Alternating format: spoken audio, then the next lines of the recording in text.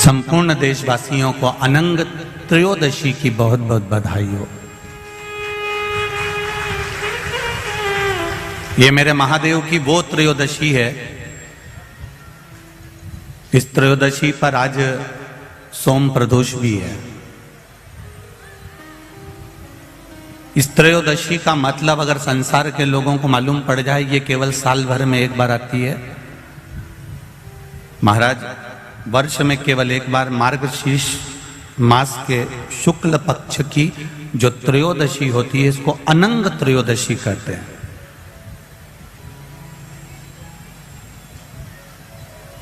इस त्रयोदशी का महत्व, जिसके परिवार में पति पत्नी का झगड़ा होता हो, जहां अदालत तक बात पहुंच गई हो, या बेटियां मायके रह रही हो, पति कहीं दूसरी जगह रह रहा हो, या किसी पति का या पत्नी का स्मरण कहीं दूसरी जगह हो, इस अनंग त्रयोदशी का मात्र स्मरण, इस अनंग त्रयोदशी का मात्र पूजन, पूरे साल भर में आप शंकर भगवान की आराधना करते हो, पर इस अनंग त्रयोदशी की आराधना का फल ही दूसरा है, इसका महत्व ही दूसरा है।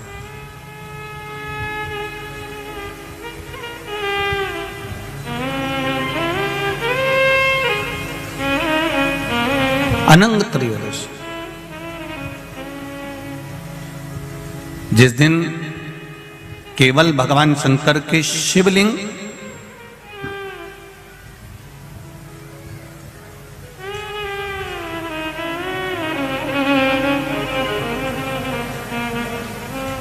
जैसे ये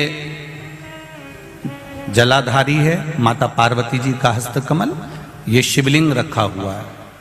ये जलाधारी में से पानी बहने का स्थान, बीच में मोटी सी लाइन जहां अशोक सुंदरी विराज रही है, राइट में गणेश जी, लेफ्ट में कार्तिकेय जी, और गोल जो भाग है वो माता जी का हस्तकमल है। और ये जो शिवलिंग रखा हुआ है, ये शिव का स्वरूप है।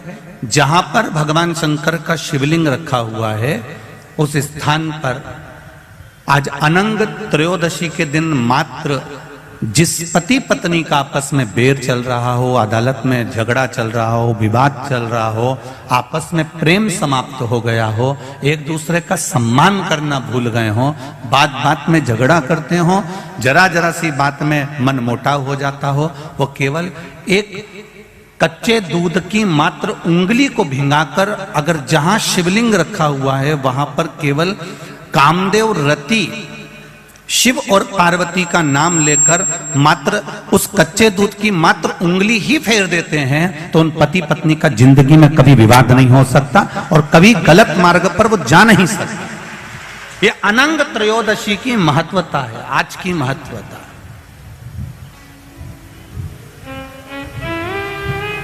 केवल साल भर में एक दिन होता है जिस दिन भगवान अपने साड़ू भाई के साथ पूजाते हैं। केवल साल भर में एक दिन होता है जिस दिन महादेव कामदेव के साथ पूजाते हैं। केवल साल भर में एक दिन होता है अनंग त्रयोदशी का दिन, जिस दिन भगवान शंकर ने कामदेव को भस्म करा था और उसको अनंग कर दिया था।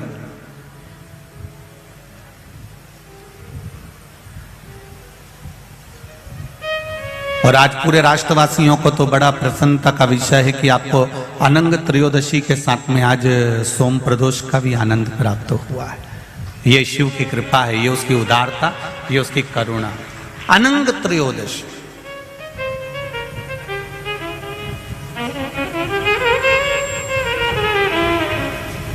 अनंग त्रयोदशी।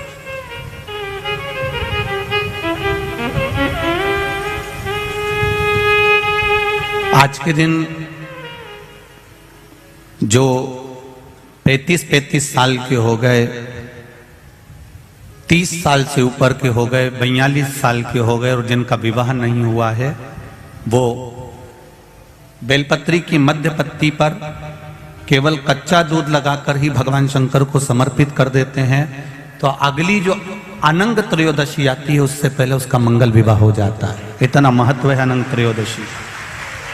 प्रयास करना, जब जब जिस महीने में जो प्रदोष पड़ा करे, जब प्रदोष पड़े, बन सके 1 बेलपत्र, बन सके 5 बेलपत्र, शमी पत्र, हरे मूंग,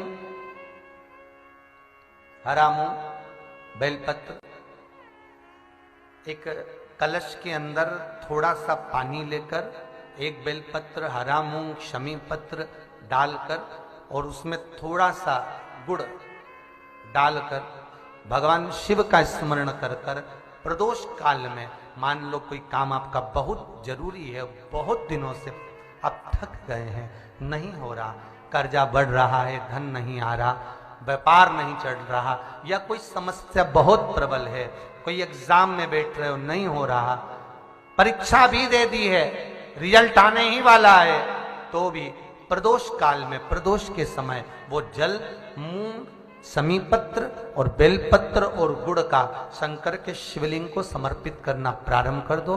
2 या 3 प्रदोष करोगे, बाबा आपकी मनोकामना शीघ्र पूर्ण कर देगा। 2 या 3 करोगे, बाबा करेगा। उससे 1000 गुना शिवलिंग में बल की प्राप्ति होती है।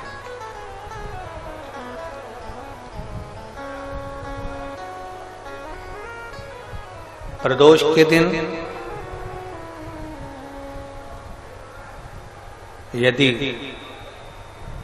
आपको कहीं से शमी पत्र मिल जाए,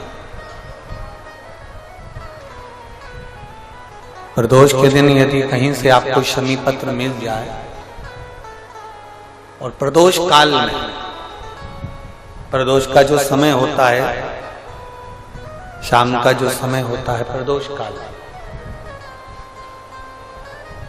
4 प्रदोष 5 प्रदोष आप कर देखिएगा कि आपका कोई काम है, कोई नौकरी के लिए आप अप्लाई कर रहे हैं, कोई समस्या बड़ी विकट आ गई है, कोई तकलीफ, बड़ा गला पकड़ रहा है बेटा, कोई तकलीफ विकट आ गई है, कोई समस्या विकट आ गई है, प्रदोष के प्रदोष काल में अगर एक शमी पत्र भी आप घर के शिवलिंग को, अब ये करने के लिए आपको मंदिर पे शिवलिंग नहीं जाना, अपने घर में जो शिवलिंग, चाहे वो स्फटिक का हो, पारद का हो, कंकर शंकर का हो, लकड़ी का हो, जो शिवलिंग तुम्हारे घर में, कांच का हो, चाहे वो नर्मदा के कंकर का हो, नर्मदेश्वर हो, पाषाण का हो, जो शिवलिंग, चांदी का हो, सोने का हो, तांबे का हो, पीतल का हो, जो शिवलिंग तुम्हारे,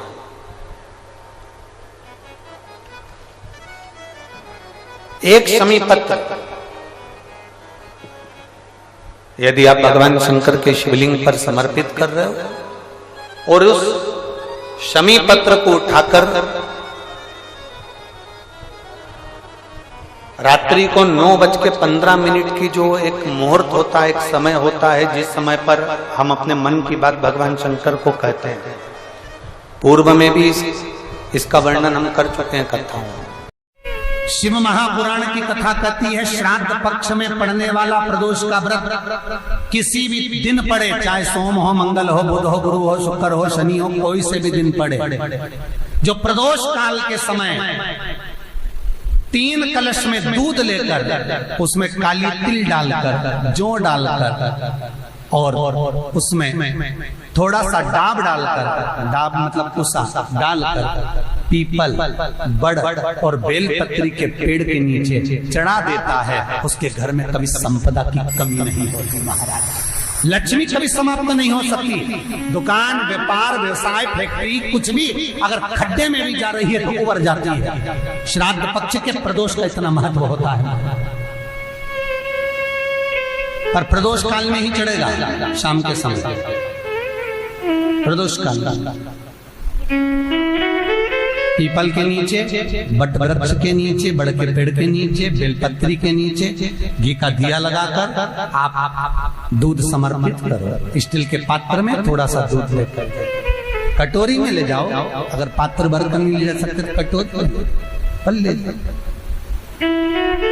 समर्पित। शिव का सबसे प्रिय अगर कोई व्रत है तो प्रदोष का ही व्रत है। शंकर को राजी है वो व्रत, क्योंकि शिव और पार्वती का दोनों का मिलन का व्रत है, भगवान शंकर के मिलन का व्रत। पीपल के वृक्ष के नीचे पितरों की शांति है तो कितने चावल के दाने चढ़ते हैं? अगर कोई ब्राह्मण ने कह दिया तुम्हारे यहाँ पितृ दोष है, 1 रुपया कमाते हो, 1.25 रुपये खर्च होता है, तुम्हारे पास में पैसा टिकता नहीं, तुम्हारे यहाँ पितरों का दोष है, तो तुम एक चावल का दाना अगर आप कहे कि पीपल के वृक्ष के नीचे दिया लगाओ, पीपल के वृक्ष के नीचे आप जल चढ़ाओ, या महादेव के मंदिर में 1 लोटा जल चढ़ाओ, तो हम कहते हैं ना कि प्रदोष के दिन बेलपत्री का वृक्ष, पीपल का वृक्ष, आंवले का वृक्ष, बड़ का वृक्ष या शंकर का शिवालय, फिर से सुन लेना, पीपल का वृक्ष, बेलपत्र का वृक्ष, आंवले का वृक्ष, बट का वृक्ष या फिर शंकर का, जम के बोलो, शिवालय। शिवालय का मतलब शंकर का मंदिर या शिव। प्रदोष के दिन अगर आपको लग रहा है कि हमारे यहाँ पितृदोष है, बहुत तकलीफ चल रही है, बहुत कोई ने कहा पितृदोष है, कोई कह रहा पितरों का, तुम्हारे यहाँ ये तकलीफ है, पितरों की ये तकलीफ है, पितरों की वो तकलीफ है, पितरों की ये तकलीफ है, बार बार अगर कोई कह रहा है, तो फिर आपको उसमें स्मरण करना पड़ेगा कि हम चावल के कितने दाने भगवान शंकर को समर्पित कर दें कि भोलेनाथ हमारे पितरों को तृप्त कर दें। हम तृप्त नहीं करेंगे, हमारी सामर्थ्यता नहीं है कि हम पितरों को तृप्त कर सकते। आप में से कोई है जो पितरों को तृप्त कर सकता है? संसार में कोई नहीं जन्मा जो अपने पितरों को, अपने पूर्वजों को तृप्त कर दे। गया जी का पिंडदान कर लो, तर्पण कर लो, तिलांजलि दे दो, घर में ब्राह्मण भोज करा दो, साधु भोज करा दो, संत भोज करा दो, तुम दुनिया भर का सारा 50 काम कर लो, उसके बाद भी तुम पत्रिका किसी को दिखाओगे तो वो भी कह देगा तुम्हारे यहाँ, फिर वापिस कहेगा कि पितृ दोष है। अब तुमने अभी इतना अनुष्ठान करा, इतना पिंडदान करा, इतना तर्पण करा, इतनी तिलांजलि करी, इतना इतना सब कुछ करा, इसके बाद वापिस पितृदोष आ गया, फिर वापिस पितृदोष। क्यों? दुनिया में ऐसा कोई नहीं जन्मा जो अपने पितरों को तृप्त कर। आप अपने घर के लोगों को तृप्त नहीं करते, जो जिंदा है वो उनको बोलो री भाई जीजियो, सही है कि गलत है? जो जिंदा है, माँ बाप अपने बेटे के लिए कितना भी कर ले, कितना भी, आखिरी में एक दिन बेटा कह देता तुमने हमारे लिए क्या करा। बहू के लिए कितना कर लो, आखिर में बहू कह देगी वो तो जेठानी को ज्यादा करती है, देवरानी को ज्यादा करती है, हमको करती है, अपनी ननद को ज्यादा करती है, बेटी को ज्यादा करती है, बेटी को लगता है कि बहू को ज्यादा करती है, दामाद को लगता है बेटी को ज्यादा करती है, नाती पंती सबको कितना भी कर लो तुम, अपने अड़ोसी पड़ोसी तुम्हारे रिश्तेदारों को तुम कितना भी दे लो, कितना भी कर लो, पर जब ये तृप्त नहीं हुए तो वो बोलो तो कैसे हो जाएगा? अपनी सामर्थ्यता है, अपनी सामर्थ्यता है कि अपन तृप्त कर ले उनको। अपनी कोई सामर्थ्यता नहीं है कि अपन पितरों को तृप्त कर ले, या अपनी सामर्थ्यता के अंतर्गत नहीं, ये अपनी सामर्थ्यता नहीं है कि हम अपने पूर्वजों को, अपने पितरों को तृप्त कर। तृप्त कौन करेगा?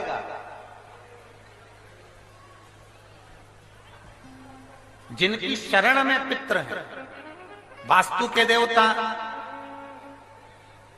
भगवान शंकर, काल सर्प दोष के देवता भगवान शंकर, जितने दोष होते हैं पितृ दोष के देवता भगवान शंकर, तो हम तृप्त नहीं कर सकते। अगर इनको तृप्त करेंगे तो देव अधिदेव महादेव करेंगे। आप 7 चावल के दाने, या तो पीपल, बेलपत्र, आंवला, बटवृक्ष या फिर शिवालय, प्रदोष के दिन 7 चावल के दाने आप इन जगह में से कहीं पर भी अगर आप समर्पित कर देते हैं, तो उसके बाद आप जो जिंदगी जी रहे हैं और 3 महीने फिर आप अंदाजा लगा कर देखना कि आपने जो 7 चावल के दाने इन स्थान पर अगर आपने समर्पित करे तो उसका फल पितरों को मिला कि नहीं मिला, और उसका फल हमें प्राप्त हुआ क्या। ये वो स्थान है जहां प्रदोष के दिन 7 अक्षत चावल का दाना भी हमारे पितरों को, पूर्वजों को तृप्त कर देता है। कौन कौन सा स्थान वापिस बोलेंगे सभी लोग। पहला पीपल, दूसरा बेलपत्र, तीसरा आंवला, चौथा बटवृक्ष और 5वां शिवालय, शंकर भगवान का स्थान। अब इसको समझना आपके ऊपर निर्भर है। समर्पित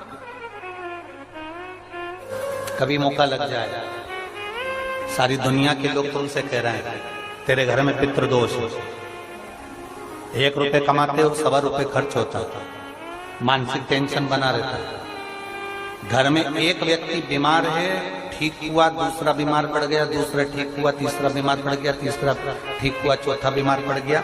मतलब कहीं ना कहीं पितृ का भाव, पितृदोष का वर्णन। किसी ने कहा तुमसे कि तेरे यहाँ पितृदोष है, तूने ब्राह्मण को भोजन करा दिया, पिंडदान करा दिया, तर्पण करा दिया, तिलांजलि करा दी, गया जी का श्राद्ध कर दिया, हरिद्वार चली गई, वहां पिंडदान करवा दिया, ब्राह्मण भोज करवा दिया, तिथि पर भोजन करवा दिया, सब कुछ करवा के देते। अब एक काम और करके दे, एक काम और करके देते हो। जब तुम घर में भगवान शंकर की आरती, तुम्हारे घर में शंकर जी का शिवलिंग है, भले काय का भी हो, छोटा सा, भले सियोर का कंकर शंकर हो, नर्मदा का कंकर हो, चाहे शंकर पारक के हो, पीतल के हो, स्टील के हो, लकड़ी के हो, जिसके भी हो, लोहे के हो, पाषाण के हो, जिसके भी हो, शंकर का शिवलिंग अगर हमारे घर में है और आप रोज प्रतिदिन भगवान की आरती करते हो, प्रतिदिन, और आपको लग रहा है कि मेरे यहाँ तकलीफ चल रही है, ये ठीक ही नहीं हो रही, लगभग 1.5 महीना आप कम से कम 45 दिन, 1.5 महीने के करीब में ऐसा प्रयास करना कि भगवान की आरती, शंकर भगवान के शिवलिंग की आरती करने के बाद उस दिए को भगवान के सामने मत रखो, उस दिए को उठाकर जहां तुम पानी का मटका रखते हो, हंडा रखते हो, जिससे तुम पानी पीते हो, तुम्हारे रसोई घर में जो पानी का मटका, हंडा, बाल्टी, आरओ का पानी जिस मटके में गिरता है, हंडे में गिरता है, जिसको हमारे यहाँ पितरों का स्थान कहते हैं, उस स्थान पर, उस मटके के पास में, उस हंडे के पास में, उस बाल्टी के पास में, जहां रसोई घर में पानी रखते हो, उस रसोई घर में पानी जहां रखते हो, उसके पास में उस दिए को भगवान के सामने नहीं रखना। आरती उतारने के बाद उस दिए को ले जाके सीधे परिंडे के पास में, उस हंडे के पास में, मटके के पास में उसको रखो। केवल 1.5 महीना कर देखना। 1.5 महीने के बाद तुम्हें मालूम पड़ेगा कि हम वापिस उन्नति की सीढ़ी पर चढ़ना प्रारंभ करती है, हमें फल मिलना चाहिए। अब तुम्हें ना कहीं जाना है, ना कहीं आना है, ना कोई खर्चा है। खर्चा है क्या? ईमानदारी से बोलो, कोई तुम्हारा लाखों का रुपया लग गया क्या? रोज आरती करते हो रोज आरती। बस आरती का नियम बना लो कि हमको पितृदोष किसी ने बोला है, हमारे घर में अशांति है, पितृदोष है, कोई कह रहा है कि तुम्हारे घर में पितृदोष है, हमने सब कुछ करके देख लिया। अब हमें ये करना है कि महादेव की आरती जब होती है तो उसकी ज्योत का दर्शन करने पर 1000 कपिला गाय के दान का पुण्य मिलता है। तो ये पुण्य हम हमारे पितरों को देते हैं, जिससे उनकी मुक्ति हो जाए और हमें आशीर्वाद प्राप्त। उस दिए को नीचे नहीं रखना, आरती उतारने के बाद आरती पूरी हो जाए तब उस दिए को ले जाकर, जब आप ले जाकर उसको रखें तब उस स्थान पर रखें जहां पितरों का स्थान, जहां पितरों का स्थान।